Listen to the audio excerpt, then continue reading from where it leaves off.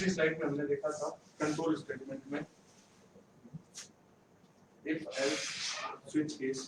Now देखते हैं loop condition. उसमें से कंडीशन थी, कंडीशंस को हमने अच्छे से एग्जांपल में देख लिया था पीपीटी के थ्रू। हम देखते हैं लूप स्टेटमेंट्स, लूप की रिक्वायरमेंट क्या होती है और कैसे काम करता है। मैं बेसिक एग्जांपल देता हूँ। जैसे कि आपको किसी पर्टिकुलर वर्ड को 3 से 4 बार, 5 बार, 10 बार, 20 बार, 100 बार, 50 बार आपको अगर रिपीट करना है तो आपके पास सी में सिंपल ऑप्शन होता है कि आप प्रिंटर स्टेटमेंट को 20 बार, 50 बार, 100 बार लिखें। लेकिन अगर इस काम को इस तरह से करेंगे तो हमारा बहुत ज्यादा टाइम लगेगा और प्रोसेसर का भी बहुत ज्यादा यूज होगा। इसलिए हम यूज करते हैं रिपीटेटिव स्टेटमेंट्स, लूपिंग स्टेटमेंट्स किस तरह के होते हैं और कैसे वर्क करते हैं, इसके लिए हम पहले देखते हैं कौन कौन से लूप स्टेटमेंट्स काम में लेते हैं। बेसिकली सी प्रोग्रामिंग में 3 तरह के लूप स्टेटमेंट होते हैं। पहला व्हाइल, दूसरा फॉर और एक तीसरा होता है डू व्हाइल। हम सबसे पहले एक एग्जांपल के थ्रू देखते हैं कि लूप कैसे वर्क करेगा। मैंने एक एग्जांपल लिखा कि मुझे 1 से 10 तक प्रिंट कराना है नंबर, यानी प्रिंट होना चाहिए 1 2 3 4 5 6 7 8 9 एंड 10। बेसिकली ये एक रिपीटेटिव टास्क है, 1 के बाद 2, 2 के बाद 3, 3 के बाद 4, 5, 6 इस तरह से। तो इसके लिए हम यूज करते हैं लूप स्टेटमेंट। पहले देखते हैं हम फॉर। सिंपली फॉर और व्हाइल दोनों सिमिलर वर्क करते हैं, सिर्फ स्ट्रक्चर का डिफरेंस होता है। हम पहले फॉर का स्ट्रक्चर देखते हैं, उसके बाद आगे बढ़ते हैं।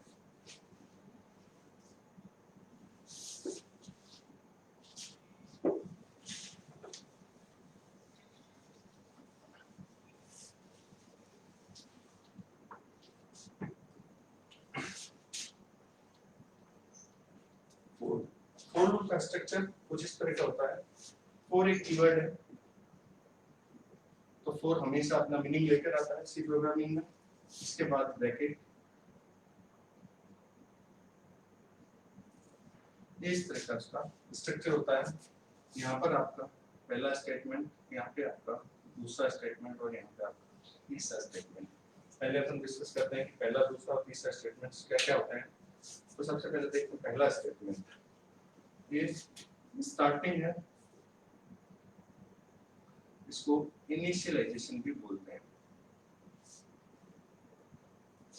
फर्स्ट वन पे यहाँ पे आपकी इनिशियलाइजेशन कंडीशन आएगी, यहाँ पे आपकी टर्मिनेशन कंडीशन आएगी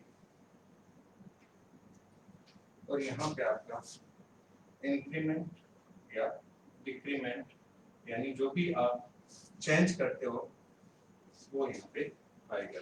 कैसे हम इसी प्रोग्राम को रन कराने की कोशिश करते हैं। पूरा प्रोग्राम लिखते हैं।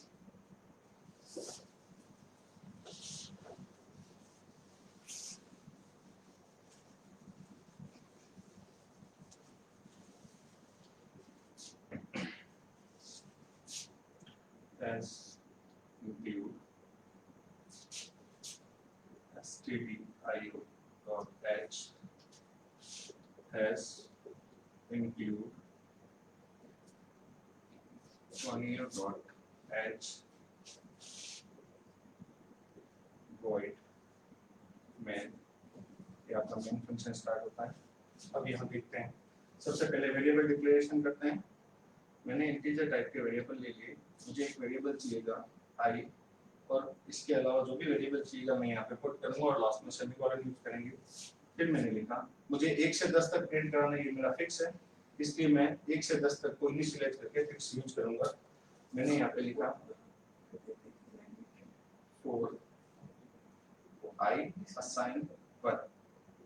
जहाँ से स्टार्ट करना है, ये स्टार्टिंग पोजीशन है आपकी, इनिशियलाइजेशन कंडीशन है, i की वैल्यू आपने 1 से स्टार्ट कर दी। उसके बाद कहाँ तक चलाना है, i less than equals to 10, और हर बार आपको क्या चेंज चाहिए, i में 1 का चेंज चाहिए, i plus plus. i plus plus का मीनिंग होता है i assign i plus 1। यानी आई की वैल्यू में 1 से इंक्रीमेंट हो जाएगा। क्लियर? व्हाट इज स्टार्ट में मुझे क्या प्रिंट कराना है? Print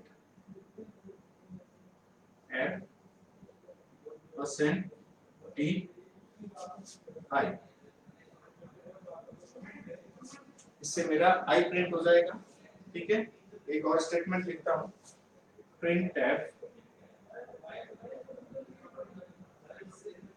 slash and new line character, यानी नेक्स्ट जो भी प्रिंट होगा वो नई लाइन में प्रिंट होगा। कैसे रन करेगा वो भी देखेंगे।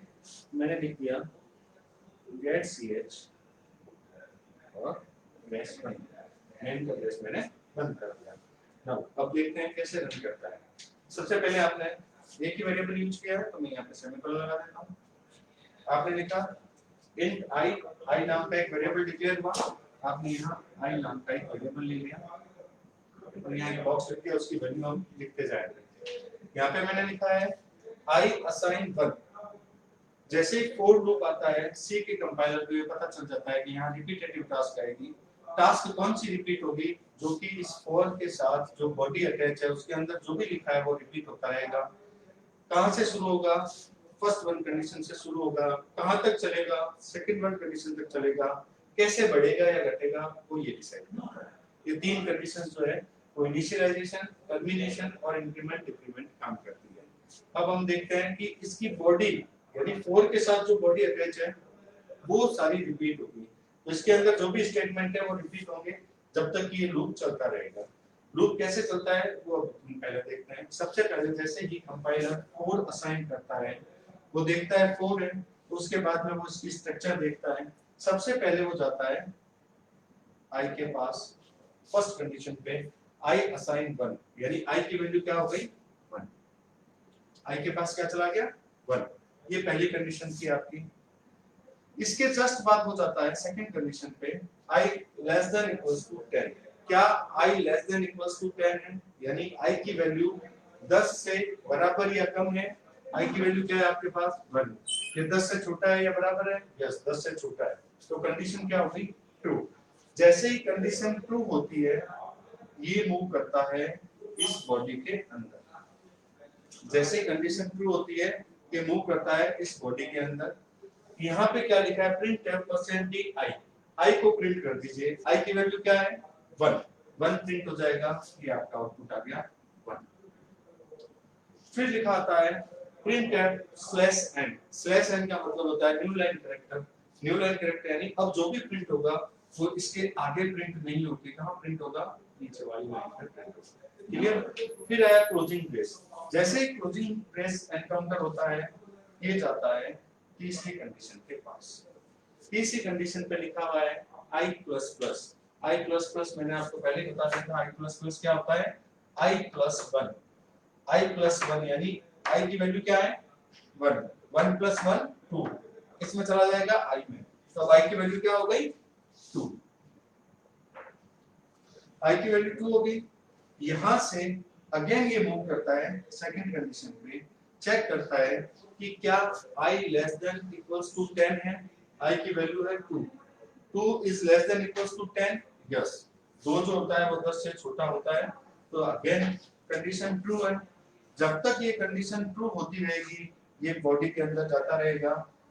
i less than equals to 2, sorry 2 is less than equals to 10 true है। अंदर आया प्रिंट है %di, i की वैल्यू क्या है? 2। i की वैल्यू क्या है? 2। तो क्या प्रिंट होगा? 2 प्रिंट हुआ। फिर आया नेक्स्ट प्रिंटफ /n। अब आपके पास चला गया /n यानी new line character. New line character ही फिर से नई लाइन में आ जाएगी। अब नई लाइन में आ गए, क्लोजिंग ब्रेस आया i++। i की वैल्यू 2, 2 + 1 3, i में असाइन हो गया 3, तो i की वैल्यू क्या होगी आपकी? 3। 3 is less than equal to 10 true. True है तो नीचे आए ब्रेस के अंदर उसे प्रिंटफ %di, i की वैल्यू क्या है? 3। ये 3 प्रिंट हो गया। फिर आया प्रिंटफ /n यानी new line character, new line character पे आ गया। फिर क्लोजिंग ब्रेस आया, फिर i++ हुआ। i++ होने पे अब i की वैल्यू क्या हो गई? 4। ये आपकी i की वैल्यू क्या हो गई? 4। 4 is less than equals to 10, yes 4 less than equals to 10 होता है। अंदर गए प्रिंट है परसेंट डी आई, आई की वैल्यू क्या है 4, ये 4 प्रिंट हो गया। Slash n new line character closing brace i plus plus, i की वैल्यू हो गई 5, 5 less than equals to 10 true. अंदर आए प्रिंट है परसेंट डी आई, आई की वैल्यू क्या है 5, 5 प्रिंट हो गया। प्रिंट है slash n new line character में चले गए, closing brace i plus plus, i की वैल्यू हो गई 6, 6 लेस देन इक्वल्स टू 10 है, आपने फिर से 6 प्रिंट कर दिया, न्यू लाइन में चले गए, फिर i प्लस प्लस, आई की वैल्यू हो गई 7, यहाँ प्रिंट होगा 7, फिर न्यू लाइन में चलेंगे, फिर i प्लस प्लस, आई की वैल्यू हो गई 8, यहाँ आपने 8 प्रिंट किया, फिर न्यू लाइन में गए, फिर i प्लस प्लस, आई की वैल्यू हो गई 9, यहाँ 9 प्रिंट हुआ, फिर slash n new line character, फिर i प्लस प्लस, आई की वैल्यू हो गई 10, यहाँ क्या प्रिंट होगा 10, क्योंकि 10 लेस देन इक्वल्स टू 10 यानी 10 लेस देन 10 नहीं होता बट इक्वल टू 10 होता है, तो हो गया 10। अब देखिए जैसे ही i की वैल्यू 10 हुई, 10 प्रिंट हुआ, न्यू लाइन कैरेक्टर में गए, अब नई लाइन में चले गए, क्लोजिंग ब्रेस आया i प्लस प्लस, i की वैल्यू क्या हो गई 11, 11 is less than equals to 10, no, ना तो छोटा होता है नहीं बराबर होता है।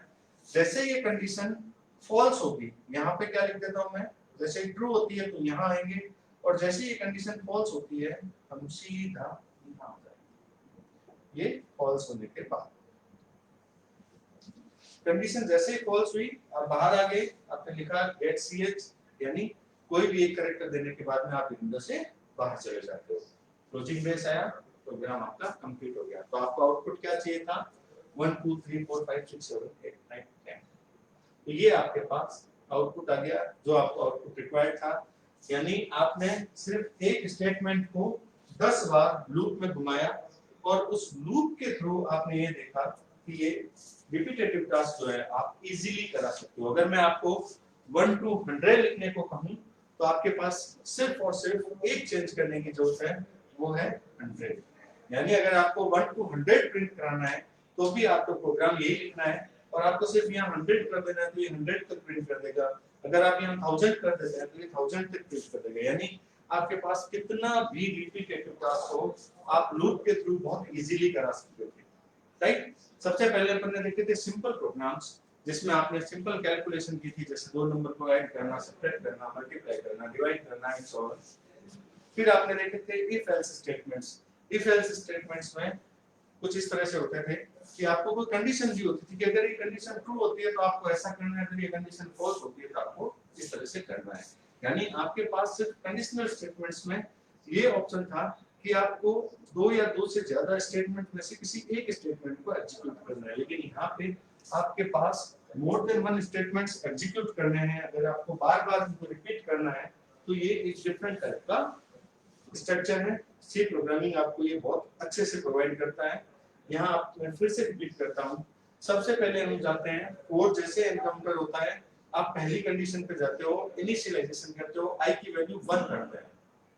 ये 1 होने के बाद में सेकंड कंडीशन पे जाके चेक करता है कि ये ट्रू है या फॉल्स है। जैसे ही सेकंड पे जाता है, अगर ये ट्रू होती है तो ये रिपीट करना शुरू कर देता है। अगर ये फॉल्स होती है, फर्स्ट टाइम में अगर ये कंडीशन फॉल्स होती है तो ये लूप से बाहर आ जाएगा, यानी एक भी स्टेटमेंट एग्जीक्यूट नहीं होगा। हमेशा ध्यान रखना कि जब भी आपका प्रोग्राम रन होता है तो जो फर्स्ट कंडीशन है यानी इनिशियलाइजेशन जो है वो पूरे लूप में एक बार ही एनकाउंटर होता है, एक बार ही यूज में आता है। आपने i असाइन 1 सिर्फ एक बार यूज किया, उसके बाद आप इस कंडीशन पे कभी नहीं आते।